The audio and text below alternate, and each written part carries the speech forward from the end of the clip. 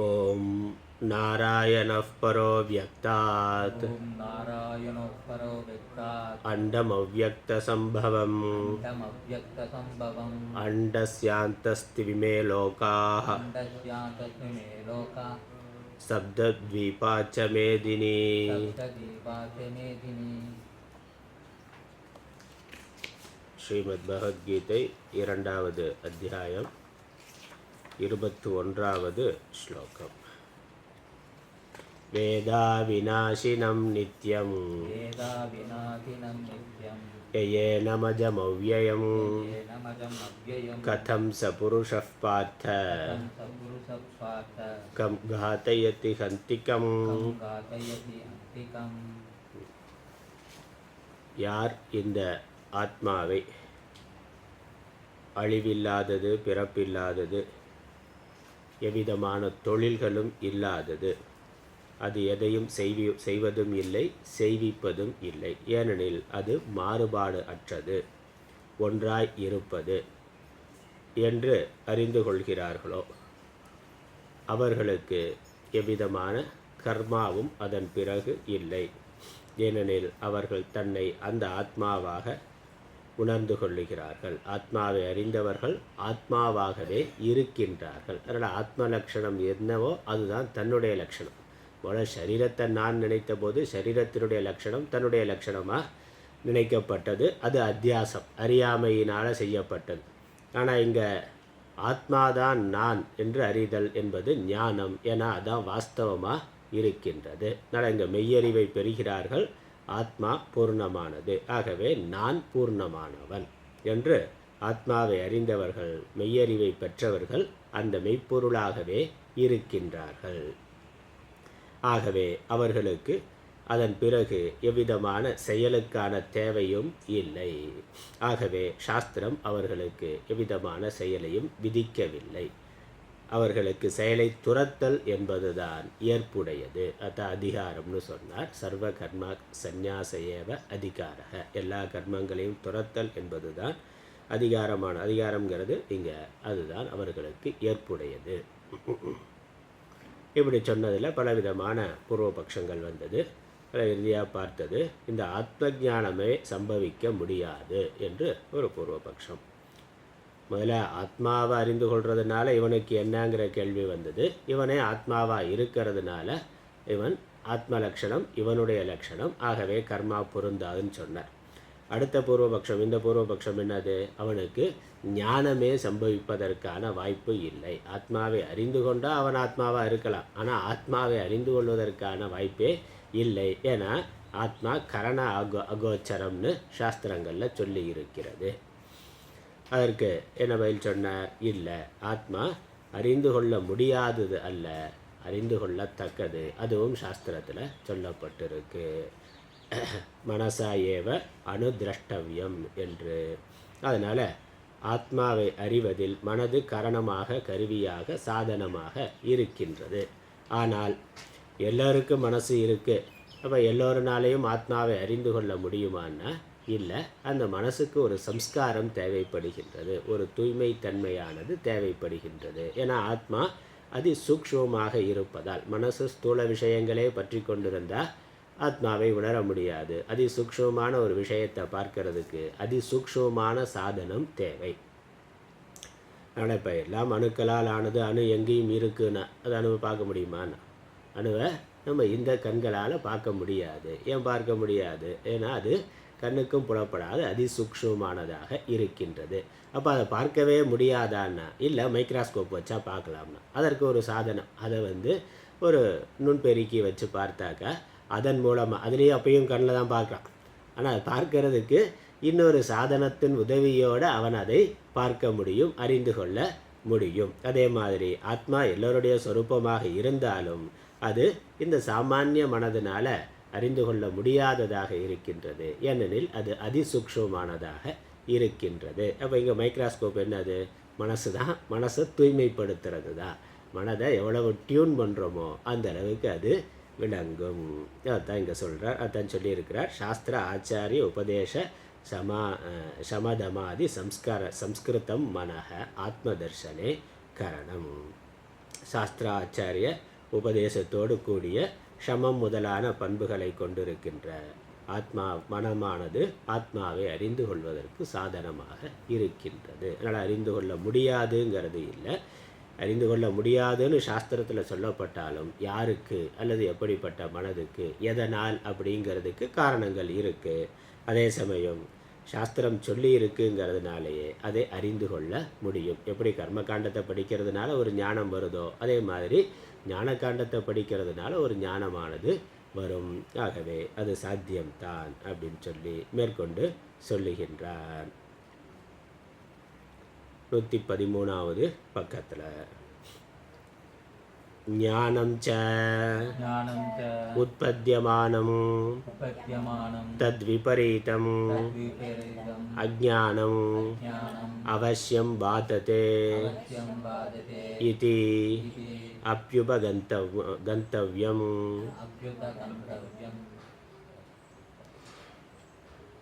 ஞானம் ச உற்பத்தியமானம், ஞானமானது தோன்றக்கூடிய, ஞானம் உண்டானவுடன் தத் விபரீதம் அஜ்ஞானம் அவசியம் பாதத்தே, அதற்கு விபரீதமான அஜ்ஞானமானது கண்டிப்பாக நீங்கும். ஒரு ஞானமானது ஏற்பட்டால் அதற்கு விபரீதமான அதற்கு எதிரான அஜ்ஞானமானது நிச்சயமாக நீங்கும். எப்படி ஒளி வந்தால் அதற்கு எதிரான இருளானது நிச்சயமாக நீங்குகின்றது. ஒளி வந்து இருள் போகாதுன்னு சொல்ல முடியுமான? அதற்கு எதிரான ஒளியும் இருளும் ஒன்றுக்கொன்று எதிரானது. ஒளி வந்தால் இருளானது நிச்சயம் நீங்கவே செய்யும்.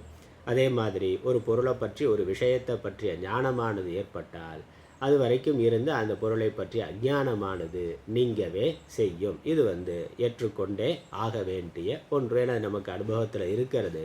உலக விஷயங்கள் அப்படித்தான். பிறக்கிற போது எல்லாம் தெரிந்த ஒன்றும் தெரியாமல் தான் பிறக்கிறோம். அறியாமை அதோட தான் பிறக்கிறோம்.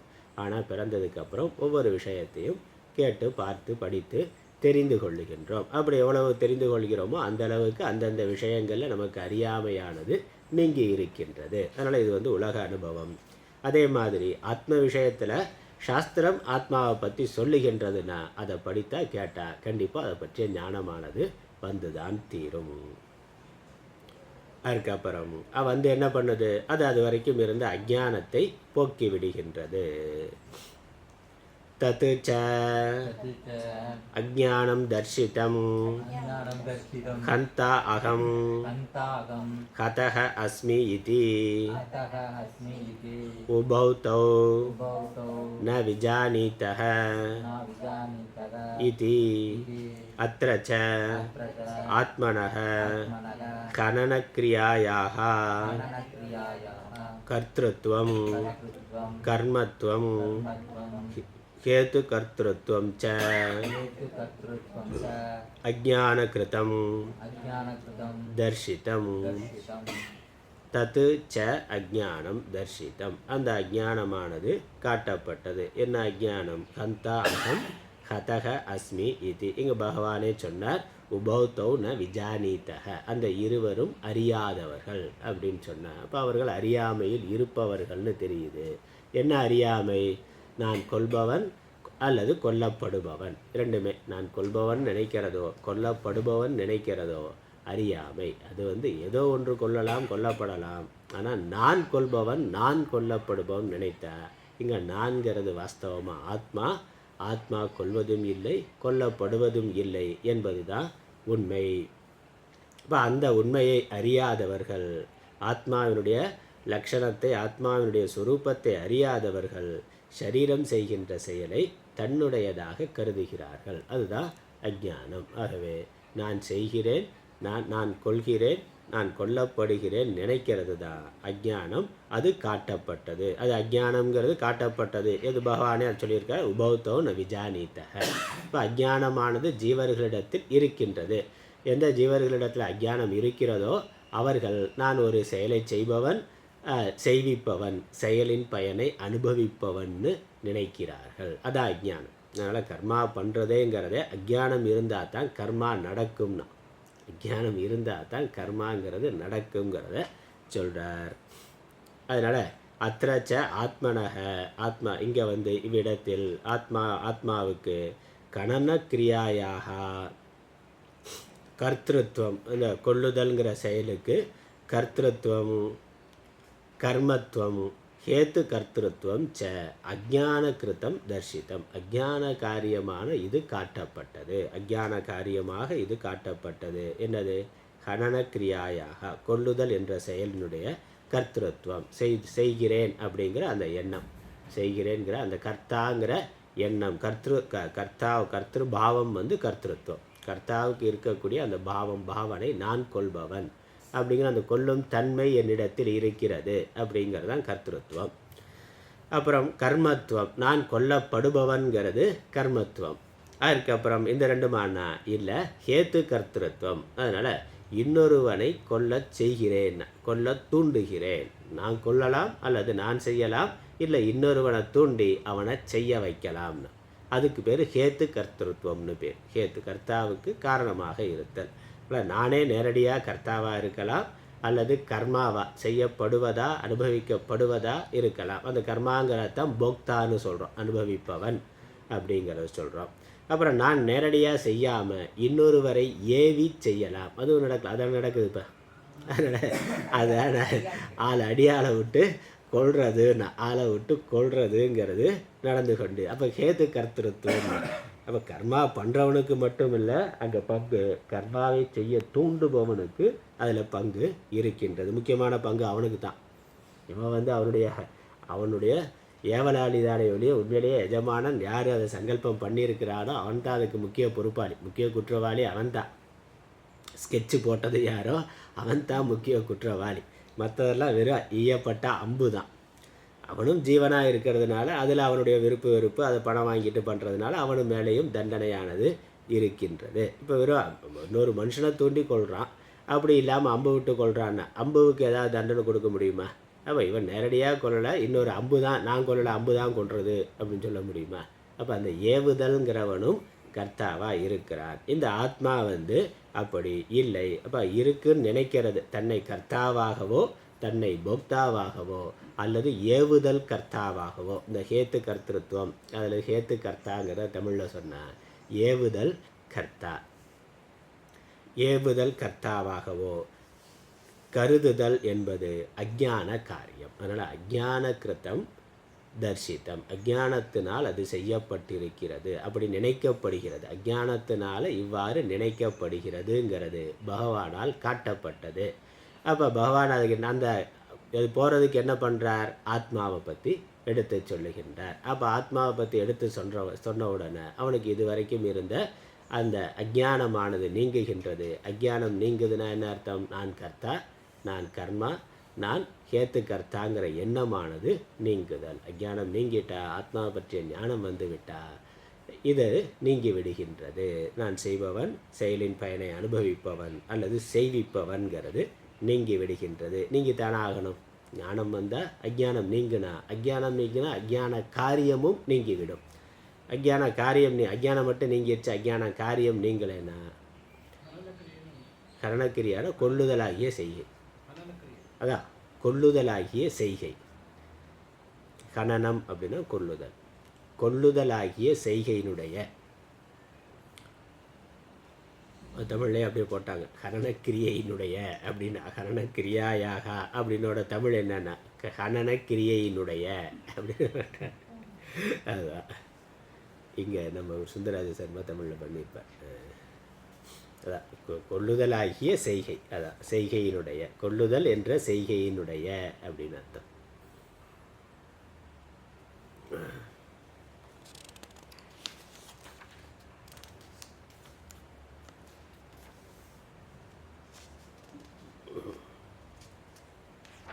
கொலை தொழிலுக்கு அப்படின்னு தமிழ் பண்ணியிருக்கேன். கொலை தொழிலுக்கு அதான் கரெக்ட். கிரியான செய்கை, தொழில். செய்கைன்னு சொல்லலாம், வினைன்னு சொல்லலாம், தொழில்னு சொல்லலாம். கிரியா அப்படிங்கிறத தமிழில் என்ன சொல்கிறோம்? செயல்னு சொல்லலாம், செய்கைன்னு சொல்லலாம், வினை அப்படின்னு சொல்லலாம், தொழில்னு சொல்லலாம். எல்லாமே செயலை குறிக்கிற ஒரு வினை சொற்கள் தான், வேறு செயலை குறிக்கின்ற வேறு வேறு சொற்கள் தான். அதுக்கப்புறம் ஆச்சரியர் சொல்கிறார், இங்கே கொல்லுதல் என்பது எல்லா செயல்களுக்கும் உபலட்சணம். அதனால் கொல்லுதல்னால் கொல்கிற செயலுக்கு மட்டுமானா இல்லை, எல்லா செயல்களுமே இது குறிக்கிறது. ஆத்மா அகர்த்தானா எந்த செயலையும் செய்வதில்லை என்பது தான். அதை அடுத்ததாக சொல்கிறாரு. தத்து ச तत्तु च சர்வக்ரியாசு அபி सर्वक्रियासु अपि சமானம் समानं கர்த்திருத்வாதேகே कर्तृत्वादेगे அவித்யா கிருதத்வம் अधिक्रियाकृतत्वम् அவிக்ரியத்வாத் विक्रियत्वात् ஆத்மனः मनः விக்ரியாவான் क्रियावान् ஹி हि கர்த்தா कर्ता ஆத்மனः मनः கர்மபூதம் कर्मभूतम् அந்யம் अन्यं பிரயோஜயதி प्रयोजयति குரு இதி தத் ச சர்வக்ரியாசு அப்பி சமானம். இந்த கொல்லுதல் கொல்லப்படுதல் அந்த கர்த்திருவம் கர்மத்துவம் கேத்து கர்த்திருவம் அப்படிங்கிறது இங்கே கொலை தொழிலுக்கு மட்டும் இல்லை, எல்லா தொழிலுக்கும். அதனால் சர்வக்ரியாசு அப்பி சமானம், எல்லா செயல்களிலும் இந்த மூன்றுமே சமானமாக இருக்குது. கர்த்திருத்வாதேகே கர்த்திருவம் முதலானவைகள். ஏன்னா அவித்யா கிருதத்துவம் அவிதையினால் செய்யப்படுதல் என்பது அவிதையினால் செய்யப்படுதல் என்பது எல்லா தொழில்களுக்கும் சமமாக இருக்கின்றது. இங்கே யுத்த காலத்தில் இருக்கிறதுனால நான் எப்படி கொள்வேன் அவன் யோசித்ததுனால பகவான் அது அந்த வார்த்தையை குறிப்பிட்டு சொல்கிறார். ஆனால் ஆத்மா அகர்த்தானா அது எந்த தொழிலும் செய்வதில்லை அப்படிங்கிறதுனால அவித்யா கிருத்தத்துவம். இது கர்த்திருவம் முதலானவைகள் அவித்தையினால் செய்யப்பட்டவை. ஆத்மா அவிக்ரியத்வாத் ஆத்மா எவ்விதமான மாறுபாடுகளும் அற்றதனால். கிரியாவான் ஹி கர்த்தா ஆத்மனக விக்ரியாவான் விக்ரியாவான்னாக்க மாறுபாடுகளை விகாரம் உடையவன் தன்னை கர்த்தா ஆத்மனக கர்மபூதம் அந்யம் பிரயோஜயதி குரு இதி. தன்னை கர்த்தாவாக நினைப்பவன், தன்னை மாறுபாடு உடையவனாக நினைப்பவன். நான் செய்கிறேன் அல்லது செயலுக்கு ஆட்படுகிறேன் அல்லது செய்கிறேன் என்று நினைக்கின்றான். அந்நியம் பிரயோஜயதி குரு இதி ஈடுபடுத்துகிறான். இதெல்லாம் ஆச்சாரியர் இங்கே பகவான் இங்கே தெளிவுபடுத்தியிருக்கிறார். அதனால் இந்த கர்மா செய்யறதுங்கிறது அஜ்ஞான காரியம், அதான் தெளிவுபடுத்துகிறார். அதுதான் இங்கே பிரமாணங்களை சொல்லி பகவானுடைய வாக்கியத்தை சொல்லி யுக்தியை சொல்லி வேத வாக்கியத்தையும் சொல்லி ஆச்சாரியர் தெளிவுபடுத்துகிறார்.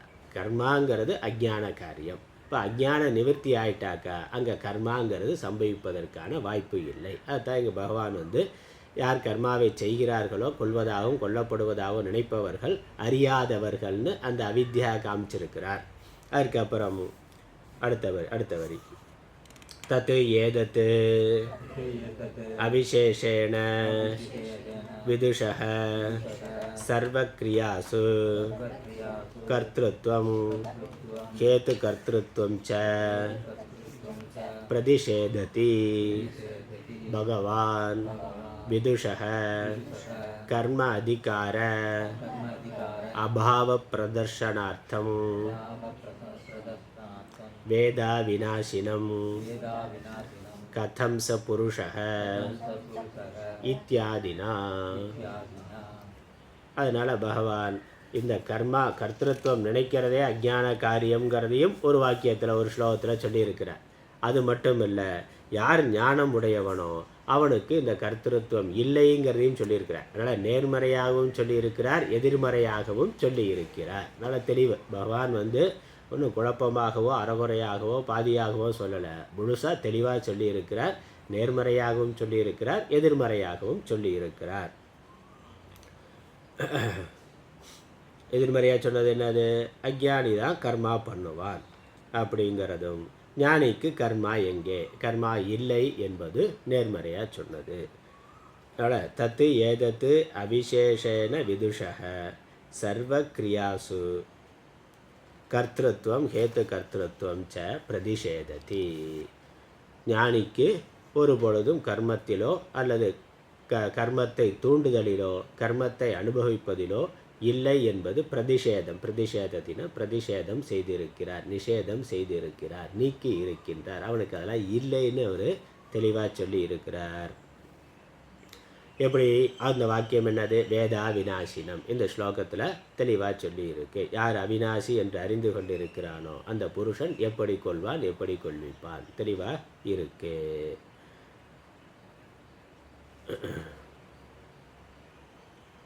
அதுக்கப்புறம் இன்னும் மேற்கோள் இங்கே இந்த ஸ்லோகத்தில் வந்தது, அது இல்லாமல் இதற்கு முன்னாடி சொன்னது பின்னாடி சொல்ல போகிறது எல்லாத்துலேயுமே எல்லா வாக்கியங்களையுமே இந்த விஷயத்தில் மேற்கோளாக காட்டுகிறார். அதனால் ஞானிக்கு கர்மா இல்லைங்கிறதுக்கு பகவானுடைய வாக்கியம் வேற என்னெல்லாம் இருக்கோ இதே பகவத்கீதையில் வேறு இடங்களில் இருக்கிறதையும் மேற்கோள் காட்டுகின்றார். நம்ம இங்கே சுந்தராஜ் சர்மாவை படிச்சுட்டு மேற்கொண்டு போகலாம். 45வது பக்கத்தில் ஞானியானவன் ஞான யோகத்தை நாட வேண்டும். ஞானம் உண்டாகும் அளவிலே அதற்கு எதிராகிய அஞ்ஞானத்தை தவறாமல் போக்கும் என்பதை யாவரும் ஒப்புக்கொள்ள வேண்டும். ஞானம் வந்தால் அதற்கு எதிரான அஞ்ஞானத்தை கண்டிப்பாக போக்கும், அதில் ஒன்றும் சந்தேகம் இல்லை. இல்லை போக்கலைன்னா ஞானம் வரலைன்னு அவ்வளோதான்.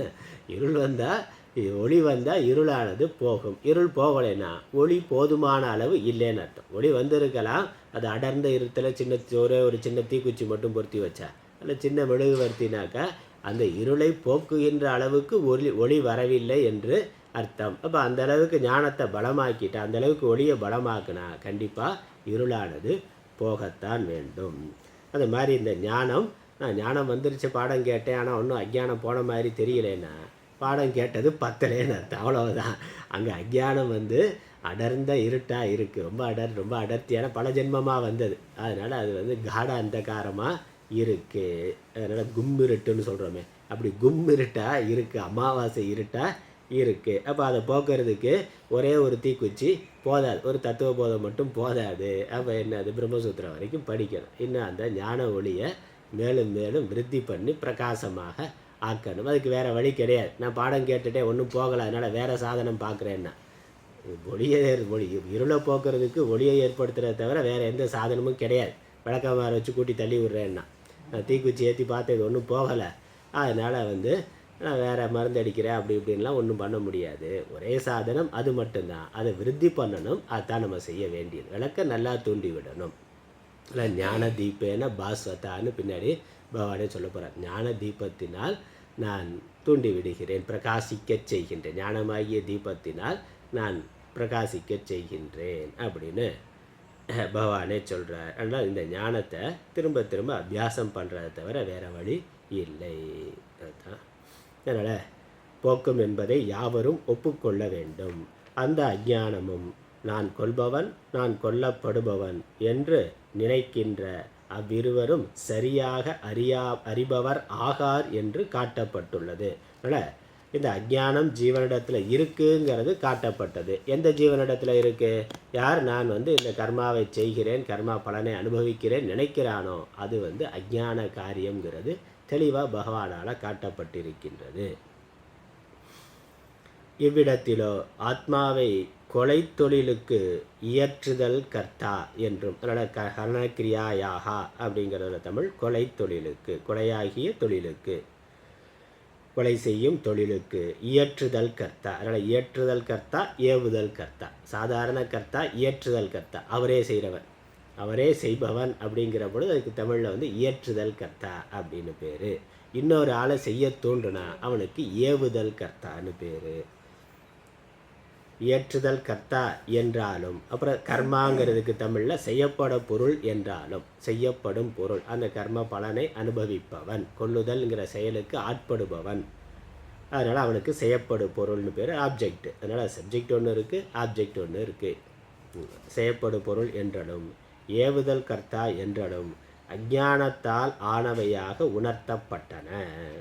அது அப்படி ஆத்மாவை கர்த்தா என்றலும் இன்னும் இத்தன்மையது என்றலும் அஞ்ஞானத்தால் ஆனவை என்பது எல்லா தொழில்களுக்கும் சமானமாகும். அதனால் இங்கே கொலை தொழிலுக்குன்னா அது மட்டும் இல்லை, எல்லா விதமான தொழிலுக்கும் சமானம். ஏன்னா அதுக்கு சொல்லியிருக்கக்கூடிய அந்த காரணம் என்னது? ஆத்மா நிர்விகாரி என்பது எல்லாமே பொருந்தும். ஆத்மா நிர்விகாரினாக்கா அதில் எவ்விதமான விகாரமும் இல்லைங்கிறது தான். ஆத்மா நிர்விகாரி ஆதலால்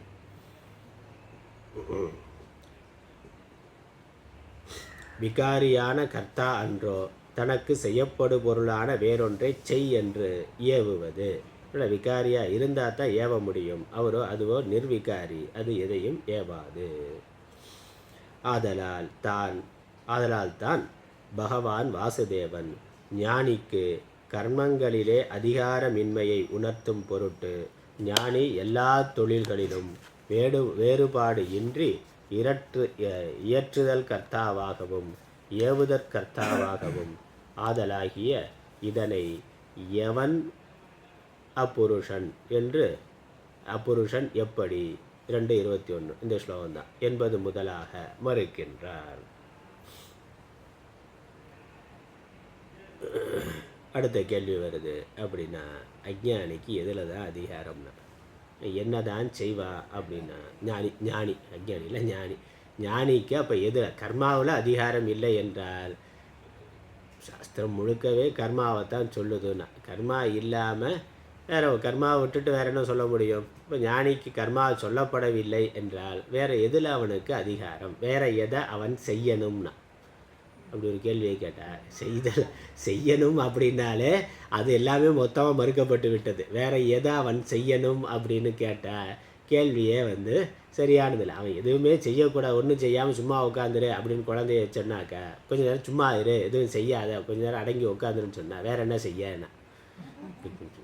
சொன்ன கட்டளையே என்னது? ஒன்றும் செய்யாதேங்கிறது தான். அப்போ இதை செய்யாதேன்னு சொன்னால் வேறு ஏதாவது செய்யலாம்.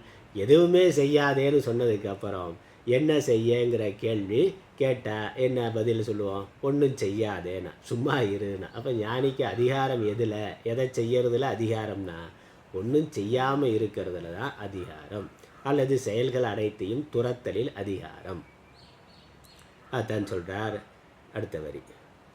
क्व पुनः विदुषः अधिकारः इति एतत् उक्तं पूर्वम् एव ज्ञानयोगेन सांख्यानाम् इति तथा च सर्वकर्मसन्न्यासं वक्ष्यति सर्वकर्माणि मनसा इत्यादिना.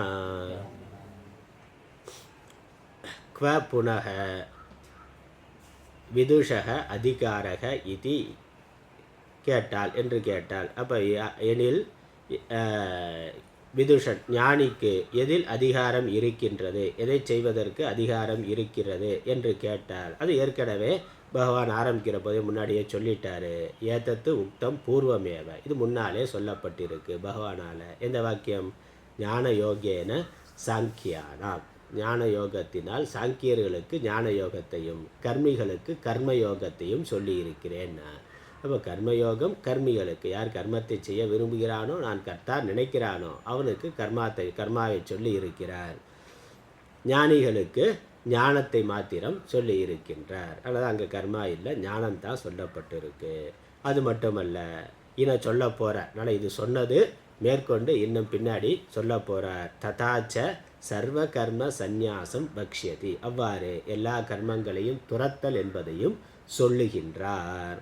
எங்கள் சர்வ கர்மாணி மனசா இத்தியாதினா. அதனால் சாம்பிளுக்காக ஒரு வாக்கியத்தை எடுத்து கொடுக்குறார். எல்லா கர்மங்களையும் மனத்தினால் என்பது முதலான. 5வது அத்தியாயத்தில் 13வது ஸ்லோகம். முதல்ல ஞான யோகேன சாங்கியானாம்ங்கிறது 3வது அத்தியாயத்தில் 3வது ஸ்லோகம். அது பின்னாடி வரப்போகுது. ஞான யோகத்தால் சாங்கியர்களுக்குங்கிறது அடுத்த அத்தியாயத்தில் அர்ஜுனன் இதை வைத்து கொண்டு கேள்வி கேட்குறான், அங்கே சொல்ல போகிறாரு. இது வரப்போகுது. அதுக்கப்புறம் அதுக்கும் பின்னாடி 5வது அத்தியாயத்தில் 13வது ஸ்லோகம் இந்த சர்வ கர்மாணி மனசா இத்தியாதினா, இது முதலானவைகள் என்று சொன்ன உடனே அங்கே செல்ல தெளிவாக சொல்லியிருக்கிறார். சர்வ கர்மாணி மனசா சந்நியஸ்யாஸ்தே சுகம் வசி, எல்லா கர்மாக்களையும் மனத்தினால் துறந்து சுகமாக இருக்கின்றான்.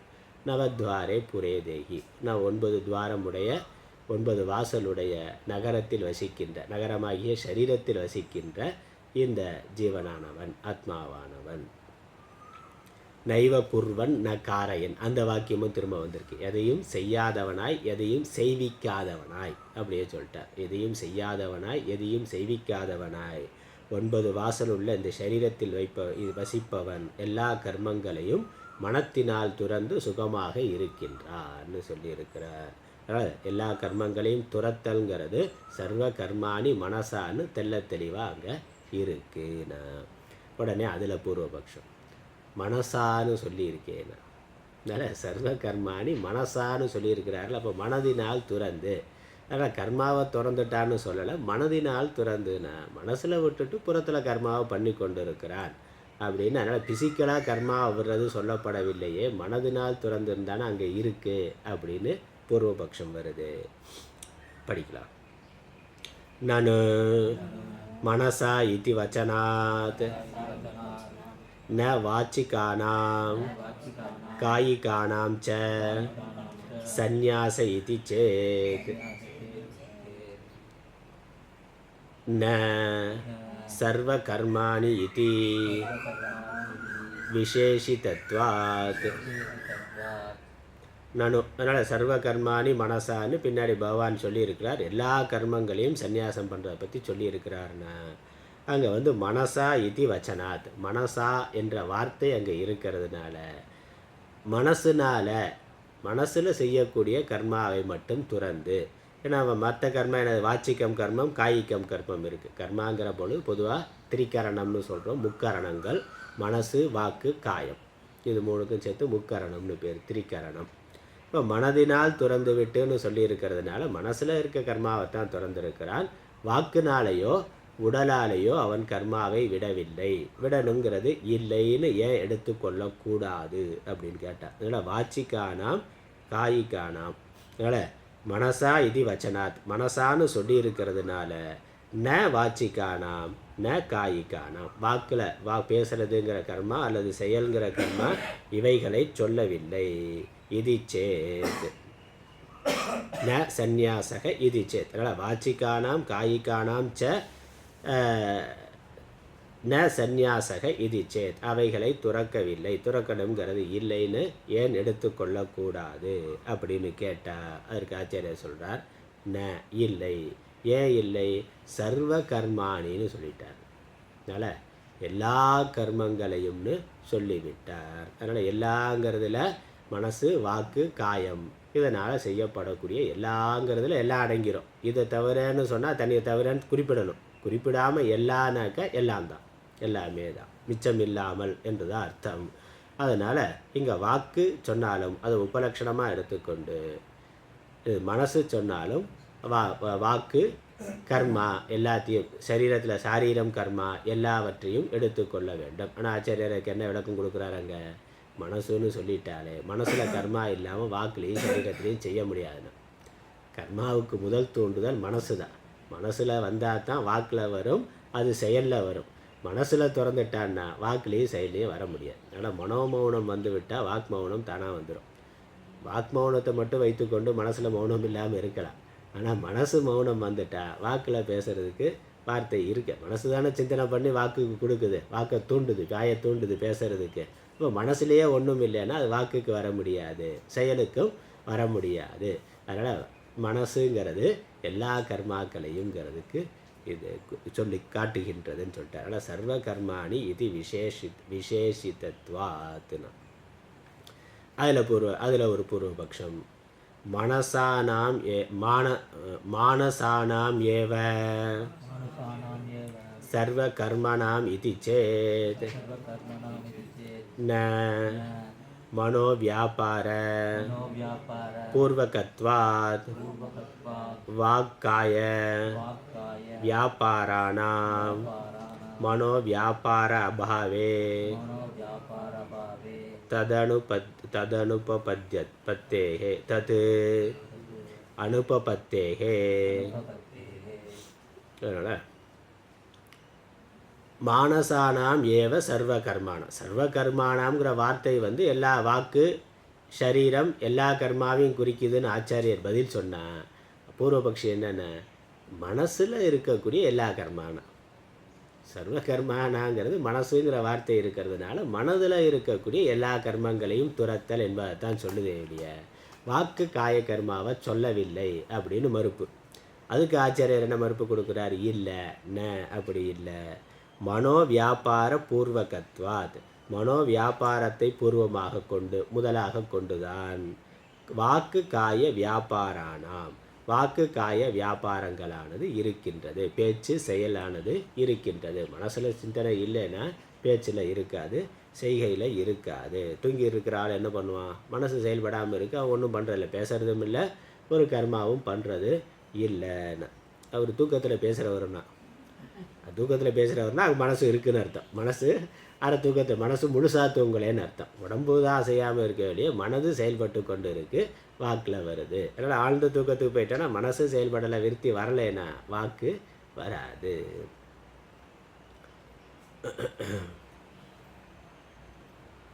அதனால் ஏதாவது இதை பற்றி உங்கள் அபிப்பிராயம் என்னன்னா, நோ ஐடியான்னு சொல்கிறான்ல, இல்லை நோ ஐடியா. அப்போ என்ன அர்த்தம்? அது மனசில் அதை பற்றி ஒன்றும் இல்லைன்னு அர்த்தம். அதை பற்றி நான் எதையும் யோசிக்கலை, அதானே அர்த்தம். யோசித்தா சொல்லலாம், இதை பற்றி நீங்கள் என்ன நினைக்கிறீங்கன்னு. எனக்கு ஏதாவது ஐடியா அதை பற்றி நான் ஏற்கனவே யோசித்து வச்சுருந்தா, சிந்தித்து வச்சுருந்தா அதை பற்றி சொல்லலாம். அப்படி இல்லாத பொழுது அதை பற்றி இது வரைக்கும் யோசிக்கலைன்னாக்கா இல்லை, அதான். அப்போ மனசில் இல்லைன்னா வாக்கில் இல்லை, வாக்கில் இல்லைன்னா செயல்லையும் இல்லை. அதனால் மனோவியாபாரம் இருந்தால் தான் வாக்காய வியாபாரமானது இருக்கும்.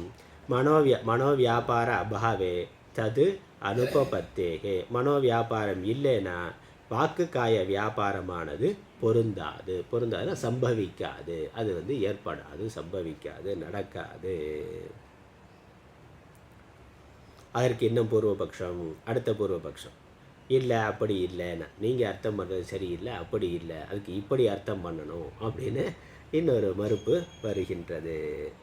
சாஸ்திரியானாம் வாக்காய கர்மணாம் காரணானி மானசானி வர்ஜயித்வா அந்யானி சர்வ கர்மாணி மனசா சந்யசேத் இது சேத். அதனால் இல்லை சாஸ்திரத்தில் விதிக்கப்பட்ட வாக்காய ஷரீர கர்மங்களை தவிரன. அதனால் வாக்காய கர்மணாம் காரணானி மானசானி வர்ஜயித்வா, அவைகளை விட்டு ஏன்னா சாஸ்திரத்தில் சொல்லப்பட்டதை சாகிற வரைக்கும் செய்யணும் அப்படிங்கிறது அவங்களுடைய ஒரு முடிவு. அது கடைசி வரைக்கும் கண்டிப்பாக நித்திய நைமித்திய கர்மாவை செய்தாகணுங்கிறது சாஸ்திர விதி. அதனால் அப்படி சாஸ்திர விதி இருக்கிறதுனால இது அதை தவிர மற்ற லௌகிக்கமான கர்மா அப்படின்னு எடுத்துக்கொள்ளலாம்னா அதை சொல்கிறார். சாஸ்திரியானாம் வாக்காய கர்மணாம் காரணானி மானசானி வர்ஜயித்வான அவைகளை விட்டு சாஸ்திரத்தில் சொல்லப்பட்ட மானச வாக்கு சரீர கர்மாக்களை விட்டு மானச கர்மா, சாஸ்திரம் சொல்லப்பட்ட மானச கர்மா என்னது? உபாசனை, ஜபம், தியானம், நாம ஜபம், பாராயணம், இதெல்லாம் மானச கர்மாவா சாஸ்திரத்தில் சொல்லி இருக்கு. அப்புறம் வாக்கர்மாவா என்னது? பாராயணம், சத்தமாக பாராயணம் பண்ணுறது, வேத அத்தியனம் பண்ணுறது, அவைகளை சொல்கிறது வாக்கில் இருக்கக்கூடிய கர்மாவா இருக்குது. அப்புறம் சாரீரம் கர்மாவா வேதத்தில் விதிக்கப்பட்ட யஜ்யங்களை, யஜ்ய யாகாதிகளை செய்கிறது, நித்திய சந்தியாவந்தனம் முதலான அது அனுஷ்டானங்களை பண்ணுறது சரீரத்தினால் பண்ணுறது. அதனால் சாஸ்திரம் மானசிகம் கர்மா சொல்லியிருக்கு, வாச்சிக்கம் கர்மா சொல்லியிருக்கு, சாரீரம் கர்மா சொல்லியிருக்கு. யார் என்ன வர்ண ஆசிரமத்தை சேர்ந்தவர்களோ அவர்களுக்கு ஏற்ற மாதிரி மூன்றையும் சாஸ்திரம் சொல்லி இருக்கு. இப்போ சாஸ்திரம் சொன்னால் அதை விட முடியாது. ஆகவே அவைகளை விட்டு மற்ற லௌகிக்க கர்மாக்களை, நல்ல லௌகிக்கமான கர்மாக்களை விட்டு விடுதல், மனசில் வேறு உலக சிந்தனைகளை விட்டு விடுதல், உலக விவகாரத்தை, உலக விஷயங்களை பேசுகிறத விட்டு விடுதல், அரசியல் பேசுகிறத, சினிமாவை பேசுகிறத விட்டு விடுதல், அப்புறம் லௌகிக்கமான கர்மாக்களை விட்டு விடுதல். அதுதான் அங்கே சர்வ கர்ம சந்நியாசங்கிறதுக்கு அர்த்தமே ஒழிய சாஸ்திரியம் கர்மங்கிறது இல்லை அப்படிங்கிறது பூர்வபக்ஷம். அதனால் சாஸ்திரத்தில் விதிக்கப்பட்ட வாக்கு காய கர்மங்களின் காரணமான மானச வியாபாரங்களை தவிர மற்ற எல்லா கர்மங்களையும் மனத்தால் சந்நியாசம் செய் என்றார். அப்படி அர்த்தம் பண்ணி கொண்டா என்னன்னு, நீ எதையும் செய்யக்கூடாது, நான் சொல்கிறத தவிரேனா சொல்லாமல அப்படி சொல்கிறோம்ல, நீ வேறு யார் சொல்கிறதையும் கேட்கக்கூடாது அப்படின்னா என்னது? நான் சொல்கிறத மட்டும் கேட்கணும் அப்படிங்கிற அர்த்தம் இருக்குல்ல, அர்த்தம் வருதில்ல. வேறு எதையும் செய்யாத, நான் சொல்கிறத தவிர வேறு எதையும் செய்யாத அப்படின்னு சொன்னாக்கா அந்த மாதிரி சாஸ்திரம் சொல்கிறத தவிர வேறு எதையும் என்று ஏன் எடுத்துக்கொள்ளக்கூடாது அப்படின்னு கேட்டால் அதற்கு பதில் நைவ குர்வன் ந காரயன் இது விசேஷணாத். இல்லை. அதுக்கப்புறம் முடிக்கிற போது என்ன சொல்கிறார், நைவ குர்வன் ந காரையன்னு அந்த வார்த்தையும் சொல்லியிருக்கார். எதையும் செய்யாமலும் செய்வியாமலும் அப்படின்னு இப்போ எல்லா கர்மாவையும் சொல்லிட்டேன். அதனால் சாஸ்திரியம் கர்மா விட்டுட்டு லௌகிக கர்மானா நைவ குர்வன் ந காரையன்கிறதுக்கு என்ன அர்த்தம் கொடுப்ப? அது எதையும் செய்யாமல் செய்வியாமல்னு வந்துடுது இல்லை. நைவ குர்வன்னா எல்லாத்தையும் தான் செய்யாமலும் செய்வியாமலும் அவர் சரீரத்தில் சுகமாக வசிக்கின்றார் அப்படின்னு வாக்கியம் இருக்குது. அதனால் அந்த விசேஷனம் இருக்கிறதுனால, கூடுதலாக எதையும் செய்யாமல் செய்வியாமல் அப்படிங்கிற விசேஷனம் இருக்கிறதுனால நீ சொல்கிறது பொருந்தாது. எல்லா கர்மானா வைதிக கர்மாவும் சேர்த்து தான். பூர்வபக்ஷம். அதுக்கு பூர்வபக்ஷம் என்னது? சர்வ கர்ம சந்நியாசக அயம் பகவதா முக்தः மரிஷ்யதः ந ஜீவத இதி சேத். அப்படியா? சரி, அதெல்லாம் நீங்கள் சொல்ல, அதுக்கு மேலே ஒன்றும் மறுக்க முடியல, ஏற்றுக்கொண்டு தானே. இத்தனை பகவானே அத்தனை விசேஷனம் போட்டிருக்கிறாரு, அதனால் பகவானே சொல்லியிருக்கிறாருங்கிறதுனால மறுக்க முடியாது. அதனால் பூர்வபக்ஷி என்ன சொல்கிறாரு, அது சரி அப்படின்னாக்கா இது மரண காலத்தில்னா சர்வ கர்ம சந்நியாசங்கிறது உடம்பு சக்தியற்று போச்சு, செய்யவே முடியல, அவர் எந்திரிச்சு உட்காரவே முடியல, படுத்த படுக்கை ஆகிட்டாருன்னா அப்போ என்ன பண்ணுறது? சந்தியாவந்தனம் பண்ண முடியாது, ஜபம் தியானம் ஒன்றும் பண்ண முடியாது. அப்படிங்கிற நிலைமைக்கு போகிற பொழுது அப்போ சந்நியாசம் பண்ணுன்னு எடுத்துக்கொள்ளணும். அதனால் செய்வதற்கு சக்தி இருக்கிற வரைக்கும் செய்யணும், சக்தி இல்லாத பொழுது செய்வதை விட்டுவிட வேண்டும் அப்படின்னு தான் அதற்கு அர்த்தம்னா. இந்த சாமிஜி உதாரணம் சொல்லுவாங்க. திடீர்னு இந்த காளி கோயில் பூசாரி நாளையிலேருந்து அம்பாளுக்கு யாரும் ஆடு வெட்டக்கூடாதுன்ட்டாராம். நாளையிலேருந்து எதுவும் பலி இடக்கூடாது, பலி போடக்கூடாது அப்படின்னு திடீர்னு அறிவிச்சிட்டார். ஏன்னா என்னென்னா எனக்கு பல்லு போச்சுன்னு. அதனால் அவருக்கு வயசாகிடுச்சு, சாப்பிட முடியாது. அதனால் என்னென்னா அம்பாளுக்கு இனிமேல் நைவேத்தியம் பண்ணக்கூடாது, பலி கொடுக்கக்கூடாதுன்னு சொன்னாரா. அந்த மாதிரி சாமி உதாரணம் சொல்லுவாங்க இதுக்கு. அந்த மாதிரி எதுவும் செய்ய சக்தி அற்றதுன்னா சன்னியாசி தானே. எதுவுமே செய்ய முடியலைனாக்கா, செய்யறதுக்கு நான் ஒன்றும் செய்யலைன்னா ஏன் செய்யலை, எல்லாத்தையும் நான் விட்டுட்டேன்னா ஏன் விட்டுட்டேன், செய்ய முடியலை அதனால் விட்டுட்டேன் அப்படின்னு அப்படி அதுதான் அர்த்தம் அப்படின்னு அர்த்தம் சொல்கிறார். அதனால் சர்வ கர்ம சந்நியாசக அயம் பகவதா உக்தக, இந்த எல்லா கர்மங்களையும் துரத்தல் என்று பகவானால் சொல்லப்பட்டது. மரிஷ்யத்தக ந ஜீவத்தக இது சேத், வாழ்கிறவனுக்கு அல்ல சாகிறவனுக்குன்னா. அதனால் அவன் இறப்பவனுக்கு தான் சொல்லப்பட்டிருக்கு, வாழ்பவனுக்கு அல்ல என்று எடுத்துக்கொண்டார். அதனால் மரணமடைய போகிற பொழுது எல்லாத்தையும் விட்டு தானே ஆகணும். அதனால் எல்லாத்தையும் விட்டுட்டார். அதனால் உறவுகளை விட்டுட்டார், கர்மாவை விட்டுட்டார், எல்லாத்தையும் விட்டுட்டு தான் ஆகணும்னா. அதனால் அப்படின்னு எடுத்துக்கொண்டார். இல்லைன்னா அதுக்கு மறுப்பு சொல்கிறார். நவத்வாரே புரே தேஹி ஆஸ்தே இதி விசேஷண அனுபபத்தேஹே. இல்லைண்ணா அப்படி நீ சொல்கிறது சரியில்லை. ஏன்னா என்ன சொல்கிறார், நவத்வாரே புரே தேகின்னு இன்னொரு வாக்கியம் அதே ஸ்லோகத்தில், அதே ஸ்லோகத்தில் 3வது பாதத்தில் 9 துவாரம் உள்ள சரீரத்தில் அப்படின்னு இருக்குன்னா, அந்த 9 சரீரத்துக்கு 9 துவாரம். நல்லா சொல்கிறார். நவத்வாரம் உடைய புறம்னு சொல்லியிருக்கு. என்னது, 2 கண்ணு துவாரம், கண்ணு 2 காது 2 மூக்கு 1 வாய், அப்புறம் மலத்வாரம் முத்ரத்வாரம், 9 துவாரம். இது உடம்புல இருக்கிற துவாரங்கள். அதனால் 9 துவாரம். இது ஒரு நகரம்னாக்கா அதற்கு 9 வாசல் இருக்கிற மாதிரி. அந்த மாதிரி இந்த சரீரம் ஒரு புறம் மாதிரி, இந்த ஜீவன் ஆத்மா வசிக்கக்கூடிய புறமாக இருக்குது. இந்த சரீரத்துக்கு 9 துவாரங்கள் இருக்கின்றன. அதனால் நவத்வாரே புரே தேகே ஆஸ்தேனா. ஆஸ்தேனான்னு அர்த்தம் சரீரத்தில் இருக்கிறான்னு அர்த்தம். ஆனால் சரீரம் போகிற பொழுது சரீரம் போன பிறகு அப்படிங்கிற அர்த்தம் கிடையாது. சரீரத்தில் இருந்து கொண்டே சுகமாக வசிக்கிறான்னு தானே சொல்லியிருக்கு. அப்போ உடம்போட உயிரோடு இருக்கிற பொழுது அப்படின்னு பகவான் அந்த விசேஷணத்தை இப்படியெல்லாம் கேள்வி கேட்பான்னு போட்டிருக்கார். அதையும் சேர்த்து பகவான் போட்டிருக்கிறார். அதனால் இந்த 9 வாசல் உள்ள துவாரத்தில் சுகமாக வசித்து கொண்டு இருக்கிறான்னு சொல்லியிருக்கு.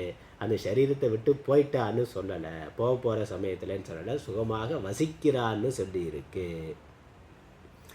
அப்படி சொன்னால் இல்லை, இந்த வசத்தேங்கிறதுக்கு வேற அர்த்தம் அப்படின்னு சொல்கிறார். நகி நகி சர்வ கர்ம சந்நியாசேன சர்வகர்ம சந்நியாசேன மிருதஸ்ய தஸ்ய தத்தேகே தேகே ஆசனம் சம்பவதி ஆசனம் சம்பவதி அகுர்வதः குர்வதக அகாரயதः ச. காரயதக மேலும் விளக்கம் கொடுக்கிறார் ஆச்சாரியார். இந்த சர்வ கர்மா எல்லா கர்மங்களையும் துறந்த பிறகு அந்த சரீரம் இறந்த சரீரத்தில் தங்கியிருத்தல்ங்கிறது மிருதஸ்ய தத்தேகே ஆசனம் சம்பவதி ந சம்பவதி. அந்த நகிங்கிற நாவை பின்னாடி போட்டு ந சம்பவதி. சரீரம் மரணமடைந்த சரீரத்தில் எல்லா கர்மங்களையும் துறந்து விட்டு இருக்கிறான்ங்கிறது பொருந்தாது. போயிட்டாங்கிறது தானே, அங்கே இருக்காங்கிறது இல்லையே. ஆனால் பகவான் ஆஸ்தேன்னு சொல்லியிருக்கிறார், இருக்கிறான்னு சொல்லியிருக்கிறார். ஆனால் அது மரண சரீரத்தில் பொருந்தாது. அது மட்டும் இல்லை, அகுர்வத்தக அகாரயத்தகன்னு வேற சொல்லியிருக்கிறார். ஆகவே அது ஏற்படு இறந்த சரீரத்தில் இல்லை. அதனால் செய்தலும் செய்வித்தலும் இல்லாமல் அப்படின்னா இறந்த சரீரம் ஒன்றும் செய்யறதும் இல்லை செய்விக்கிறதும் இல்லை. ஆனால் பகவான் செய்தலும் செய்வித்தலும் இல்லைன்னு சொல்லியிருக்கிறாரே அப்படின்னாக்கா அதை சொல்லணுங்கிற அவசியமே இல்லையே. அது யார் பகவான் சொல்லி தான் தெரியுமா? இறந்தவன் இறந்த சரீரம் எதையும் செய்வதும் இல்லை செய்விப்பதும் இல்லைன்னா அதை சொல்கிறதுக்கு பகவான் வேண்டியது இல்லை. அதனால் இறந்தவனை பற்றி பேச வேண்டியது இல்லை. வாழ்ந்து கொண்டு இருக்கிற பொழுதே செய்யாமலும் செய்விக்கிறாமலும் இருக்கிறான்னு சொல்கிறதுக்கு தான் சாஸ்திரம் வேணும், குரு வேணும், பகவான் வேணும். இறந்தவன் ஒன்றும் செய்கிறது இல்லைங்கிறது எல்லோருக்கும் தெரிந்த ஒன்று தான். அதனால் அதெல்லாம் சரியில்லை, நீ சொல்கிற கருத்து சரியில்லைன்னு சொன்னான். அதுக்கு ஒரு பூர்வபக்ஷம். தேகே சந்நியஸ்ய இதி சம்பந்தः ந தேகே ஆஸ்தே இதி சேத்.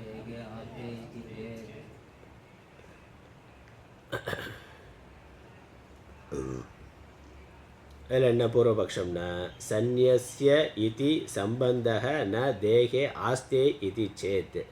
இந்த சந்நியஸ்த அப்படிங்கிறதுக்கு விடுதல் அப்படிங்கிற அர்த்தம் இல்லை அப்படின்னு பூர்வபக்ஷி வரும்.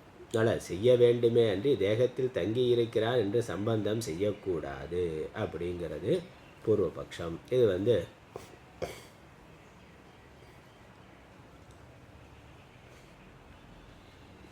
செய்யாமல் தேகத்தில் தங்கியிருக்கிறான் அப்படிங்கிற அர்த்தம் இல்லை. சர்வ கர்மங்களையும் சந்நியாசம் செய்கிறான் அப்படிங்கிறது தான் அர்த்தமே ஒழிய தேகத்தில் தங்கி இருக்கிறான் ந தேகே ஆஸ்தே இது சேத்.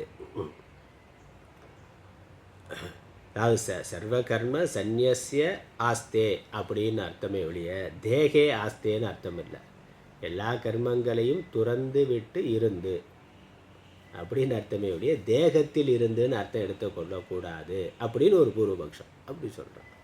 அதுக்கு ஆச்சாரியார் ந சர்வத்ர ஆத்மனஹ அவிக்ரியத்வ அவதாரணாத் ஆசனக்ரியாயாக ச அதிகரண அபேக்ஷத்வாத் ததனபேக்ஷத்வாத் ச பிரித்து படிக்கலாம். தது அனபேக்ஷத்வாத் ச சந்நியாசஸ்ய சம்பூர்வக து ந்யாசசப்தः இக தியாகார்த்தः ந நிக்ஷேபார்த்தः. ந அப்படியே இல்லை. சர்வத்திர எல்லா இடங்களிலும் ஆத்மாவுக்கு அவிக்கிரியத்துவங்கிறது இங்கே மட்டுமல்ல, பகவானே பல்வேறு இடங்களில் சொல்கிறார். அப்புறம் வேதத்திலையும் பல இடங்களில் சொல்லப்பட்டிருக்கின்றது. அதனால் ஆத்மா அவிக்கிரியாங்கிறதுல எவ்விதமான மாற்று கருத்தும் இல்லை.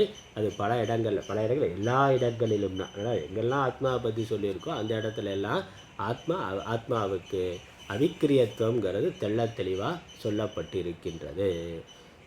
அப்புறம் ஆசன கிரியாயாகனா அவன் என்னென்னா சந்நியாசி எல்லா கர்மாங்களையும் துறந்து விட்டு இருந்துனா. அப்போ இருந்துனால இருக்கிறதுக்கு ஒரு இடம் இருக்கணும்ல. சரீரம் இல்லாமல் எப்படி இருந்துன்னு சொல்ல முடியும்? ஆனால் தேகே ஆஸ்தேன்னு சொல்லக்கூடாதுன்னு சொன்னால் சர்வ கர்மாங்களையும் துறந்து விட்டு எங்கே இருப்பான்? அதனால் ஆசனக்கிரியாயாக ச அதிகரண அபேட்சத்வாத். ஆசனக்கிரியா இருந்துன்னு சொன்னாலே அங்கே இருக்கிறதுக்கான ஒரு இடம்ங்கிறது இருந்தாகணும். அதனால் தத்து அனபேட்சத்வாத் ச சந்நியாசஸ், அதனால் அது இல்லாமல்னு சொல்ல முடியாது. அப்புறம் சந்நியாசஸ்ய சம்பூர்வக து ஞாச சப்தக இக தியாகார்த்தக ந நிக்ஷேபார்த்தக. இங்கே சந்நியாசங்கிற இடத்திற்கு, சந்நியாசங்கிற வார்த்தைக்கு தியாகங்கிற அர்த்தம். இது எல்லாவற்றையும் விடுதல் அப்படிங்கிற அர்த்தம் தான் இருக்கேடிய வைத்தல் என்ற அர்த்தம் அல்ல. இதில் இது இங்கே இந்த தமிழாக்கம் சரியாக இல்லை. இந்த நம்ம சுந்தரராஜ சர்மாவில் கீழே ஒரு அடிக்குறிப்பு 47வது பக்கத்தில் ஒரு அடிக்குறிப்பு இருக்கு பாருங்க.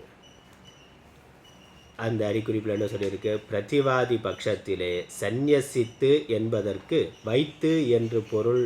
சகல கர்மங்களையும் தேகத்திலே வைத்துன சர்வ கர்ம சந்நியசிய அப்படிங்கிறதுக்கு அந்த சந்நியாசம்ங்கிறதுக்கான அர்த்தத்தையே மாற்றிடும்.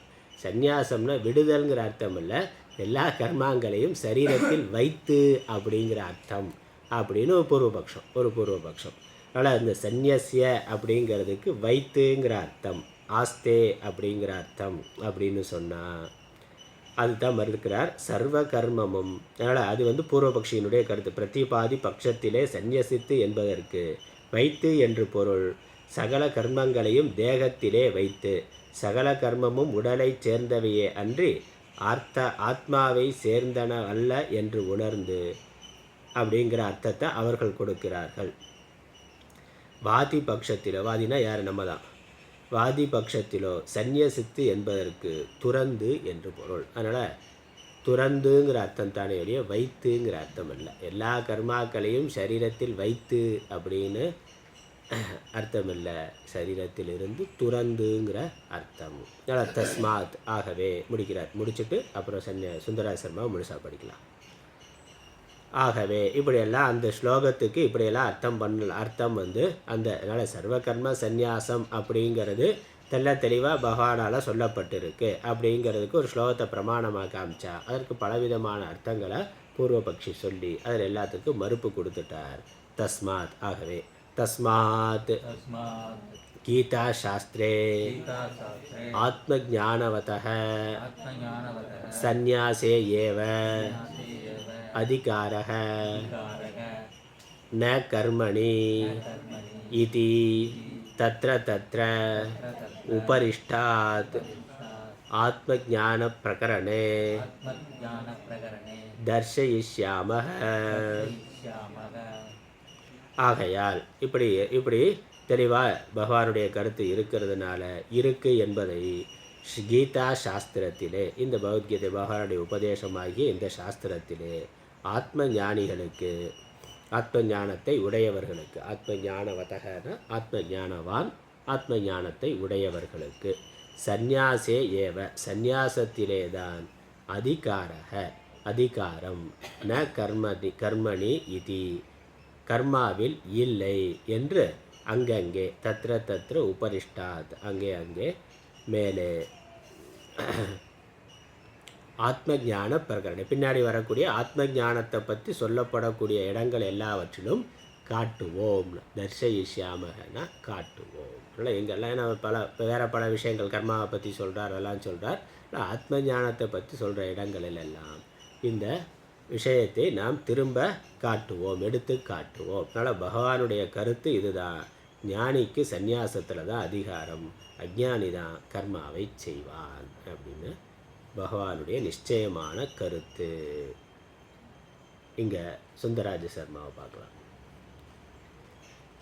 46வது பக்கத்தில் மேலே இருந்து வினா. ஆனால் ஞானிக்கு எதில்தான் அதிகாரம் என்பது, அவன் செய்ய வேண்டியது தான் என்ன? அதுக்கு என்ன அர்த்தம்னா, ஞானிக்கு எதில் தான் அதிகாரம்னா ஞானத்துக்கு பிறகு ஒருவன் செய்ய வேண்டியது தான் என்ன அப்படின்னு கேட்டால் விடை, ஞான யோகத்தால் சாங்கியர்களுக்கு 3வது அத்தியாயத்தில் 3வது ஸ்லோகம் என்ற இது முன்னமே கூறப்பட்டுள்ளது, முதல்ல கூறப்பட்டுள்ளது. அவற்றை பகவான் அடக்கமுள்ள தேகியானவன் மனத்தால் சகல கர்மங்களையும் துறந்து ஒன்றும் செய்யாதவனும் செய்விக்காதவனுமாய் 9 வாசல் பட்டணமான சரீரத்திலே சுகமாய் தங்கி இருக்கின்றான். அதான் அந்த 5வது அத்தியாயத்தில் 13வது ஸ்லோகம். அதுக்கு தான் முழு அர்த்தம், முழு ஸ்லோகத்தோட அர்த்தம் அது. அதனால அது அடைப்புக்குறியில் போட்டிருக்கிறார். பகவான் ஆச்சாரியர் வந்து மனத்தால் சர்வ கர்ம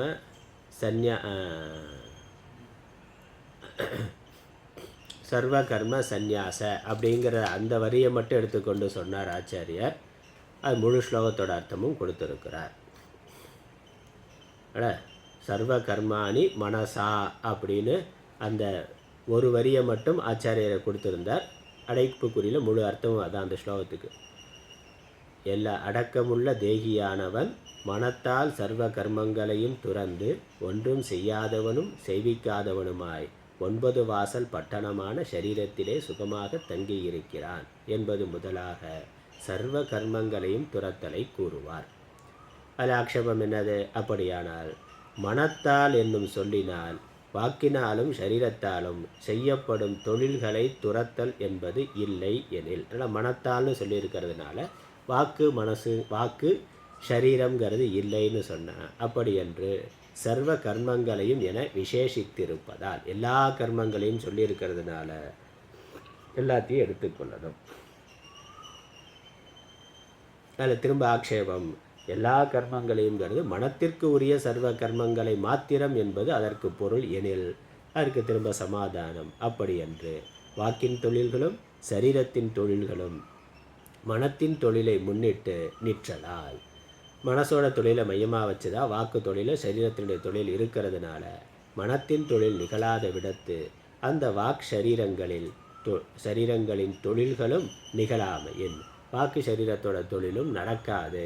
ஆகவே எல்லாங்கிறது எல்லாம் தான்.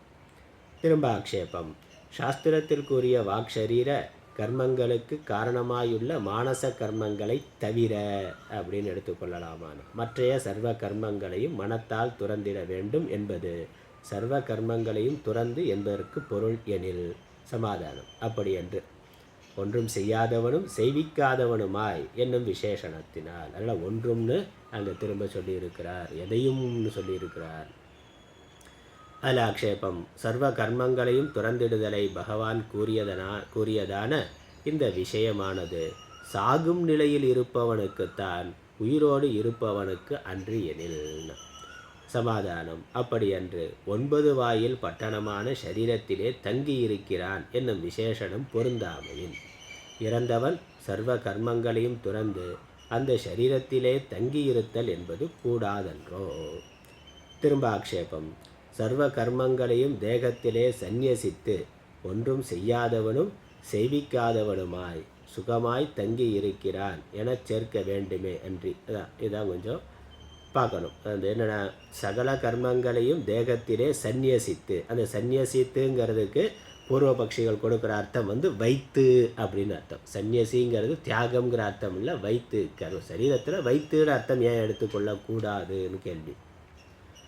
ஒன்றும் செய்யாதவனும் செவிக்காதவனுமாய் சுகமாய் தங்கி இருக்கிறான் என சேர்க்க வேண்டுமே அன்றி தேகத்திலே தங்கி இருக்கிறான் அங்கே சேர்க்கக்கூடாது என்று சேர்க்கப்படாது என சேர்க்கப்படாது என்று. அதனால் உயிரோடு இருக்கிறான்னு சொல்லக்கூடாது. தேகத்தில் கர்மாவை விட்டுட்டு போயிட்டான்னா, அப்படி கர்மாவை வச்சுட்டு தேகத்தில் கர்மாவை வச்சுட்டு போயிட்டான் அப்படின்னு ஏன் சொல்லக்கூடாதுன்னு இல்லை. கர்மாவை விட்டு விட்டு சரீரத்தில் இருக்கிறான்கிறதான் சரியானது. அதான் அப்படி என்று ஆத்மா நிர்விகாரி என்று எங்கும் ஸ்ருதி ஸ்மிருதிகளில் தேற்றமாக தேற்றம்னா நிச்சயமாக கூறியிருத்தலாலும் தங்கி இருத்தல் என்னும் தொழில் ஒரு இடத்தை வேண்டி நிற்றலாலும். அதனால் இருக்கிறான்னு சொன்னால் இருக்கிறான்னு தான் அர்த்தம், போயிட்டான்னு எப்படி அர்த்தம் பண்ண முடியும்? வைத்து விட்டு போனான்னு எப்படி அர்த்தம் கொடுக்க முடியும்? சரியாது. நிற்றலாலும் துரத்தல் என்னும் தொழில் அதனை வேண்டாமையாலும் என்பதாம். சம் என்னும் உபசர்க்கத்தை அதனால் துரத்தல்ங்கிறதுக்கு வைத்தல்னு அர்த்தம் கொடுக்க முடியாது. அதனை வேண்டாமையாலும் என்பதால்னு என்ன அர்த்தம்? துரத்தல்ங்கிறதுக்கு அந்த வைத்தல் அப்படிங்கிற அர்த்தத்தை கொடுக்க முடியாது. அப்படி அகராதியில் இல்லை, இல்லாத ஒரு அர்த்தத்தை சொல்ல முடியாது. ஒரு சொல்லுக்கு பொருள்னா இல்லை நான் இந்த அர்த்தத்தில் தான் சொன்னேன்னு நாமளாக சொல்ல முடியாது. அந்த அர்த்தம் வந்து புழக்கத்தில் இருக்கணும், அகராதியில் இருக்கணும். அப்படி இருந்தால் தான் சொல்ல முடியும். இல்லை நான் வேறு நினச்சி சொன்னேன் அப்படின்னு நம்மளாக ஒன்று நினச்சிட்டு ஒரு வார்த்தையை சொல்ல முடியாது. அது பழக்கத்தில் இருந்தால் தான் சொல்ல முடியும். அதனால் அது துரத்தல்ங்கிறதுக்கு வைத்தல்ங்கிற அர்த்தம் பொருந்தாது. சம் என்னும் உபசர்க்கத்தை முன் நிற்கப்பட்ட நியாசம் என்ற சொல்லோ துரத்தல் என்னும் பொருளை உடையதே அன்றி வைத்தல் என்னும் பொருளை உடையது அன்று என்பதையும் காண்க. ஆகவே முடிவென்ன? ஆதலால் கீதா சாஸ்திரத்திலே ஆத்ம ஞானம் உடையவனுக்கு துறவிலேதான் அதிகாரம், கர்மத்திலே அன்று என்று பகவான் கூறுவதை ஆங்காங்கு மேலே ஆத்ம ஞானத்தை உணர்த்தும் பிரகரணத்திலே எடுத்து காட்டுவோம். எங்கெல்லாம் ஆத்ம ஞானத்தை பற்றி வருதோ அங்கெல்லாம் இந்த கருத்தை இன்னும் தெளிவுபடுத்தி சொல்லுவோம் என்று இந்த 21வது ஸ்லோகத்துக்கான விளக்கத்தை நிறைவு செய்கின்றார். அப்படின்னா நமக்கு கேள்வி வரும், மனசில் தியாகம் பண்ணிட்டு இல்லறத்தில் இருந்து கொண்டு கர்மாவை பண்ண முடியுமா முடியாதானா? கர்மா ஆச்சாரியர் சொல்கிறபடி சந்நியாசம்னாக்கா ஞானம் வந்துட்டா சந்நியாசம்னா அப்போ இல்லற ஞானியாக இருக்க முடியுமா முடியாதா? அங்கே ஞான வாசிஷ்டத்தில் இல்லற ஞானின்னு தானே சொல்கிறார். நீ எல்லாத்தையும் ஆத்ம ஞானத்தினால புரிந்து கொண்டு அதுக்கப்புறம் உன்னுடைய சுதர்மத்தை செய்வாயாக, அது திரும்ப ராஜ்ய பரிபாலனம் பண்ணுன்னு தான் சுரகுக்கு சொல்கிறார். அதனால் இல்லறத்தில் இருந்து கொண்டு இல்லற ஞானியாக இருத்தல்ங்கிறத பற்றி சொல்கிறார். அப்புறம் அது யாருக்கு சொல்கிறார்? ஸ்ரீராமருக்கு தான் சொல்கிறார். ராமர் கேட்டுட்டு அதுக்கப்புறம் தான் அவர் கல்யாணமே பண்ணுறார். அதனால் அவர் சன்னியாசியாக போயிட்டாக்கா அப்புறம் கதை ராமாயணமே இருந்திருக்கார். இதெல்லாம் சொல்கிற உபதேசமே அதுக்கு முன்னாடி தான், ஆரம்பத்திலே அவர் வாழ்க்கையை தொடங்குற பொழுதே எல்லாத்தையும் சொல்லிட்டார். இதை கேட்டுட்டு இந்த ஞானத்தோடு தான் அவர் அதுக்கப்புறம் விவகாரம் பண்ணுறார். பகவானோ இன்றைக்கி சன்னியாசம் பண்ணலை. அப்போ என்னாச்சு? பரிபூர்ண ஞானியாக இருந்தால் அவர் சன்னியாசியாக தான் இருக்க முடியும் அப்படிங்கிற அர்த்தம் வருது இல்லை? ஞானம் தெளிவாக இருந்தால் சந்நியாசம் செய்துவிட்டு அப்படிங்கிறது இருக்குன்னா பகவானே சந்நியாசம் பண்ணலையே, அர்ஜுனனையும் சந்நியாசம் பண்ண விடலை, ராமரும் சந்நியாசம் பண்ணலை. அது மட்டும் இல்லை, பகவானே இங்கே ஜனகாதயகன் மேற்கோள் காட்டுறார். ஜனகர் முதலானவர்கள் கர்மாவை பண்ணி கொண்டிருக்கிறார்கள், ஆகவே நீயும் அது மாதிரி கர்மாவை பண்ணு. ராஜ ரிஷிகளாக அவர்கள் ராஜாவாகவும் ரிஷிகளாகவும் இருந்திருக்கிறார்கள். கர்ம காண்டத்தில் தீவிரமாகவும் இருந்திருக்கிறார்கள், அதே சமயம் ஞானத்தோடையும் இருந்திருக்கிறார்கள். ராஜ ரிஷிகளாக ஜனகர் முதலானவர்கள் இருந்திருக்கிறார்கள். ஆகவே அது மாதிரி நீ இருன்னெல்லாம் சொல்கிறாரு. அப்போ ஆச்சாரியார் இப்படி சொல்கிறாரு. இதுக்கு என்ன அர்த்தம், எப்படி எடுத்துக்கொள்கிறதுனா அது அடுத்த வகுப்பில் பார்க்கலாம்.